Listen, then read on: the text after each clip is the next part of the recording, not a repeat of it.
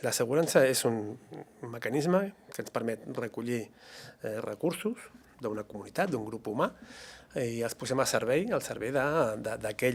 dels membres d'aquell grup humà que necessiti en un moment donat aquest recurs col·lectiu, no? És una cosa que és històrica, no és cap novetat. El problema és com aquesta necessitat humana, aquest mecanisme d'autogestió col·lectiva, s'ha convertit en un instrument financer fabulós i amb uns impactes tremendos, no? En els ecosistemes. La societat no és només persones, són recursos.